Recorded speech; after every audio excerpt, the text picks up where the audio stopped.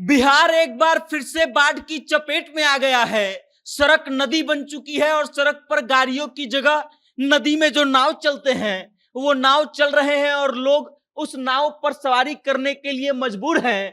कहीं भी आने जाने के लिए बाढ़ का पानी इतना ज्यादा भर चुका है कि उनको नाव का सहारा लेना पड़ रहा है। बिहार के तमाम अलग अलग जिलों से ऐसी खबरें आ रही हैं और हर जगह से ये खबर आ रहा है कि बाढ़ ने पर तबाही मचा करके रखा है और बिहार के कई जिले जो हैं इस तरीके से इस बाढ़ से बिल्कुल बुरी तरीके से प्रभावित हैं। और कई जगह तो आलम यह है कि लोग अपने घर के छतों पर रहने को मजबूर हो गए हैं और कई दिनों से अपने छत पर ही अटके हुए हैं। कई जगह का हाल यह है कि थाली बर्तन जितना भी है वो सब पानी में बह गया है।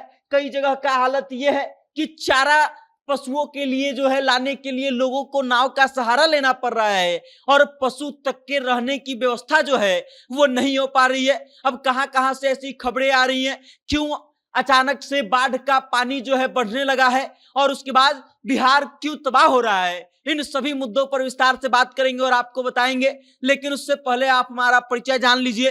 नमस्कार, मेरा नाम वेद प्रकाश है। आप जनता जंक्शन देखना शुरू कर चुके हैं और कैमरे के पीछे है विशाल। और अब आइए बिहार में बाढ़ की विभीषिका पर। बिहार में बाढ़ अक्सर आता है, लगभग हर साल जो है बिहार बाढ़ से बुरी तरीके से प्रभावित होता है। बिहार के कई जिले होते हैं जो बाढ़ में बुरी तरीके से तबाह हो जाते हैं और हर साल की भांति इस साल भी बिहार के तमाम जो नदियां हैं बिहार की वो सब उफान पर है। कोसी, गंडक, बागमती, बूढ़ी गंडक, इन सब नदियों का हालत यह है कि वहां पर पानी लगातार बढ़ रहा है और बढ़ने के पीछे का कारण यह है कि एक तो मानसून के बाद भारी बारिश होना और उसके बाद नेपाल की तरफ से पानी छोड़ दिया जाना, ये सब तमाम कारणे हैं जिस कारण से बिहार में पानी का स्तर जो है वो लगातार बढ़ रहा है और लोग बाढ़ प्रभावित इलाकों में फंसते जा रहे हैं। कई जगहों पर आलम यह है कि लोग अपने घर के छतों पर रहने को मजबूर हो गए हैं। घर में 5-5 फीट पानी जो है भर चुका है। बच्चे, बूढ़े, बुजुर्ग जो भी हैं, महिलाएं, सब घर के छतों पर शरण ले रहे हैं। जिनके घर का छत नहीं है, खपड़ा वाला है या फिर करकट वाला है, वो भी मजबूर हैं कि उसी घर के खपड़े पर रहें, क्योंकि बहुत सारे जीव जंतु जो हैं वो भी पानी के कारण, बाढ़ के कारण घर के छतों पर पहुंच जा रहे हैं और इस कारण से भी लोगों को काफी परेशानी का सामना करना पड़ रहा है। उसके अलावा जिन चीजों के लिए सबसे ज्यादा परेशानी लोगों को झेलना पड़ रहा है वो है बाढ़ में मवेशियों का चारा। वो मवेशी जो बच्चे लोगों को दूध देते हैं, लोग उनका पालन पोषण इसलिए करते हैं क्योंकि उनको बेच करके पैसे आते हैं या फिर दूध को बेच करके पैसे आते हैं। उन लोगों के लिए भी चारे का इस्तेमाल करने के लिए, चारा लाने के लिए लोगों को नाव का सहारा लेना पड़ रहा है और लोग नाव से जा रहे हैं दूसरी जगह, फिर चारा बड़ी मुश्किल से इकट्ठा कर रहे हैं और फिर उस नाव से लेकर के आ रहे हैं। अब ये जो है मुजफ्फरपुर का आलम है, लेकिन ऐसे तमाम जिले हैं। सारण ले लीजिए आप, उसके अलावा सुपौल ले लीजिए, शिवहर ले लीजिए, ऐसी तमाम जगह हैं जो बाढ़ से बुरी तरीके से प्रभावित हो चुकी हैं। वहां पर बाढ़ का पानी इस तरीके से घुस गया है कि लोग कमर भर से ऊपर पानी में हिल कर आने जाने को मजबूर है।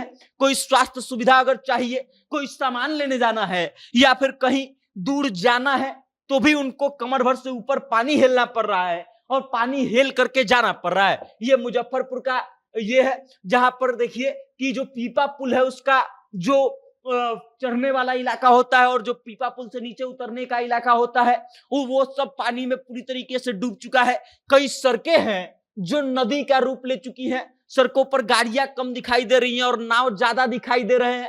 बाढ़ का आलम यह है कि लोग अपने घर द्वार को छोड़ करके ऊंचे जगह पर जाकर के शरण लेने को मजबूर है। सरकार जो है बार बार इस बात की घोषणा कर रही है कि हम राहत एवं बचाव का कार्य कर रहे हैं, लोगों के पास जो है खाने पानी का सामान उपलब्ध करवाने का प्रयास कर रहे हैं। लेकिन कई जिले ऐसे हैं जहां पर लोग इन तमाम चीजों को झेलने को मजबूर हैं। सरकार का भी सहायता नहीं पहुंच पा रहा है और ऐसी कई जिले हैं बिहार की जो बाढ़ से बुरी तरीके से तबाह हो चुकी हैं। मुजफ्फरपुर, शिवहर, सारण, सीतामढ़ी, सुपौल जैसे तमाम जिले हैं। भागलपुर का नाम तो आप अलग ही लेवल पे चल रहा है। भागलपुर में कई घर जो हैं वो बाढ़ के पानी में बुरी तरीके से ध्वस्त हो जा रहे हैं, बह जा रहे हैं। आलम यह है कि लोग जो है अब अपने घरों को छोड़ करके बाहर जाकर के ऊंचे जगहों पर शरण ले रहे हैं हैं और घर को छोड़ने को मजबूर हो गए हैं। बिहार में बाढ़ का आलम यह है कि लोग अपना घर छोड़ करके बाहर जाकर के रह रहे हैं। सड़कें जो हैं वो उस पर गाड़ियां नहीं, नाव चल रहे हैं